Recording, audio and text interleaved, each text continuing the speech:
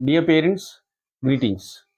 उस जनाब निदा फाजली की उस शेर से स्टार्ट करते हैं कि अपना गम लेके कहीं और न जाया जाए, अपना गम लेके कहीं और न जाया जाए, घर में बिखरे हुए सामां को सजाया जाए। घर से मस्जिद है, बहुत दूर चलो यूं कर लें, किसी रोते हुए बच्चे को हंसाया जाए। दोस्तों, एक बच्चे के चेहरे की मुस्कान खुदा की इबादत से ज़्यादा इम्पोर्टेंट है, ज़्यादा महत्वपूर्ण है। और हम आपको बधाई देते हैं कि आपको मातृत्व या पितृत्व का सुख मिला है, यानी आपके पास बच्चा है। वो कहते हैं ना कि हवाओं पर छोड़ दो, वो संभलना सीख जाएगा। बच्चा है, लड़खड़ाएगा, चलना सीख जाएगा। बच्चा अपनी यात्रा पर निकला है। लेकिन आज हम बात करेंगे नए सेशन की। भाई, नया सत्र शुरू हो गया है, बच्चे एक्साइटेड हैं, लेकिन पेरेंट्स को क्या करना चाहिए? देखिए, मेरा जो 40-42 वर्षों का टीचिंग का अनुभव है, हज़ारों पेरेंट्स और बच्चों के साथ समय बिताने का, इंटरैक्ट करने का, उनके साथ उनकी समस्याओं के साथ रहने का, समाधान देने का जो अनुभव है, वो मैं आपसे शेयर करने की कोशिश करूँगा। हो सकता है कि जो नए ज़माने के पेरेंट्स हैं, इनके थॉट प्रोसेस में, इनके सोचने के तरीके में, इनके पेरेंटिंग स्टाइल में हम थोड़ा-सा परिवर्तन ला सकें। अगर हो सकेगा, तो I will be more than happy. देखिए, नया सेशन शुरू होने वाला है। बच्चे काफ़ी एक्साइटेड हैं, नई क्लास को लेकर के, नई कॉपी-किताब को लेकर के, नए दोस्तों को लेकर के, नए सेक्शन को लेकर के। और पेरेंट्स या तो टेंशन में हैं या अपने कर्तव्य को पूरा कर रहे हैं। क्या, चलो भई, नया सेशन है तो जाके स्कूल में नए सेशन के लिए अपना एनरोल वगैरह करा दिया, एडमिशन करा लिया, फीस वगैरह जमा कर दिया, कॉपी खरीद लिया, ट्यूशन टीचर या कोचिंग की व्यवस्था कर दिया और उसके बाद फिर वही पुरानी कहानी। मतलब ये है कि बच्चा तो एक्साइटेड है, लेकिन पेरेंट्स जो करते आ रहे हैं, बस वही कार्यक्रम करके हो गया अपने कर्तव्य की तीसरी। जबकि होना बिल्कुल इससे अलग चाहिए। ध्यान रखिए, किसी भी बच्चे का जब एक क्लास से दूसरी क्लास में जाना होता है, तो ये उसका मील का पत्थर हो सकता है, ये उसका टर्निंग पॉइंट हो सकता है। लेकिन टर्निंग पॉइंट तब होगा जब आप उसको टर्न और ट्रांसफॉर्म करेंगे, और इसमें पेरेंट्स का बहुत बड़ा महत्व है। तो आपको क्या करना चाहिए, आइए हम आपको बताते हैं। सबसे पहला बिंदु है कि माँ-बाप अपने बच्चों के साथ आराम से बैठे, डायरी पेन लेकर के बैठे और बच्चे से पूछे कि भाई आप बताओ कि एज ए पेरेंट, जो पिछले साल हमसे उम्मीद आप कर रहे थे या हमको करना चाहिए था, हम नहीं कर पाए, इस साल करेंगे। आप देखेंगे कि आपने भले ही बच्चे को बेहतरीन और कॉस्टली गिफ्ट दिया है, लेकिन हो सकता है बच्चा आपसे कह देगा, मुझे आपका क्वालिटी टाइम चाहिए।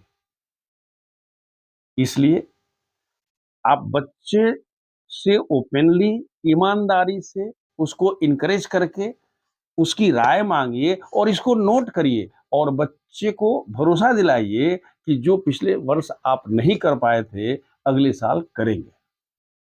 दूसरा पॉइंट है कि प्लान एंड ऐड वैल्यूज। सामान्यतः क्या होता है, हम बच्चों से बोलते हैं इस बार तुम्हारा 95 है, तुमको साइकिल खरीद देंगे, तुमको घड़ी खरीद देंगे, तुमको ये कर देंगे, क्रिकेट का बैट खरीद देंगे। अरे भाई, ये वैल्यूएबल्स हैं, नॉट वैल्यूज। एंड पेरेंट्स को तो वैल्यूज देना ही है, उसलिए तो आप हैं ही। लेकिन अगर आप बच्चे को ये डिसाइड कर देते हैं कि भाई, तुम्हारे बर्थडे में हम चैरिटी करने यहाँ जाएंगे, महीने में कम से कम एक दिन तुम अपने ग्रैंड पेरेंट्स से, दादा दादी, नाना नानी, कजिन से एक बार तुम फोन से बात करोगे।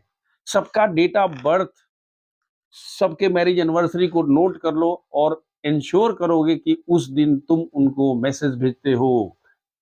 ये वैल्यूज हैं। तुमको जब जब भी टेस्ट पेपर मिलता है तो उसको अगर कम नंबर आता है तो छुपाओगे नहीं, तुम इमीडिएटली आते आते हमारे सामने रखोगे। तुम्हारा स्क्रीन टाइम कम हो जाएगा। अगर ज्यादा है तो हम कम करेंगे। सब नोट कर लीजिए। अगर घर में कोई भी ऊंची आवाज में बात करता है तो जो भी सुन रहा है वो 3 बार बोलेगा, ओम शांति ही शांति ही शांति ही। मतलब घर में लोग ऊंची आवाज में बात नहीं करके प्यार की भाषा बोलेगा। किसी भी स्थिति में कोई किसी से बात करेगा तो सुबह और शाम कम से कम 2 बार मुस्कुरा के बात करेगा। बिना मुस्कुराए कोई बात नहीं करेगा। महीने में कम से कम 1 दिन सब लोग मिल करके एक खास काम। याद रखिए, मैं जितना बता रहा हूं ये सब पढ़ाई वाला कुछ नहीं है, क्योंकि पढ़ाई के लिए तो आप उसके पीछे पड़े ही रहते हैं कि 1 नंबर कहाँ गया, आधा नंबर कहाँ गया, 1.5 नंबर कहाँ गया। लेकिन उस नंबर की वैलिडिटी जिस दिन रिजल्ट आता है उस दिन खत्म हो जाती है। मैं जिसकी बात कर रहा हूं इसकी वैलिडिटी पूरे जीवन भर रहेगी। तो उसको वो वैल्यूज दीजिए जो बच्चे के साथ, भाई उसके सॉफ्ट स्किल को डेवलप करना है, उसके अंदर वो सभी सद्गुण को लाना है जिसके लिए आपका बच्चा एक समाज में आदर्श के रूप में जाना जाए। और जो थर्ड पॉइंट है वो है involve in child's academic journey. सामान्यतः होता क्या है कि पेरेंट्स बोलते हैं साहब हमारे पास टाइम नहीं है। भाई अगर आपको अपने बच्चे के लिए 15 मिनट रोज नहीं समय मिल रहा है, इस पर मैं एक अलग से वीडियो बना रहा हूं कि पेरेंट्स बच्चे को कैसे 15 मिनट में गाइड कर सकते हैं and they can have all the input and it will be very useful. अलग से मैं वीडियो बनाऊंगा। लेकिन अगर आप बच्चे के लिए 15 मिनट नहीं दे सकते हैं, उसके बारे में जानकारी नहीं हासिल कर सकते हैं, उसकी यात्रा में आप सहयोग नहीं दे सकते हैं, तो मैं ये नहीं कह रहा हूं कि you are good for nothing या आप बुरे पेरेंट हैं, लेकिन आप अच्छे पेरेंट तो नहीं है, आप आदर्श पेरेंट तो नहीं है, जो कि आपको होना चाहिए, आपसे उम्मीद की जाती है। इसलिए डियर पेरेंट्स, अपने बच्चे को स्मार्ट बनाइए, कोई हर्ज नहीं है। मॉडर्न बनाइए, शुभकामनाएं हैं। आर्टिफिशियल इंटेलिजेंस इनेबल्ड चाइल्ड बनाइए, कोई दिक्कत नहीं है। लेकिन उसको एक चरित्रवान, एक निष्ठावान, एक देशभक्त, एक माता पिता की बात और आज्ञा मानने वाला, उनके प्रति सम्मान रखने वाला इंसान भी बनाइए।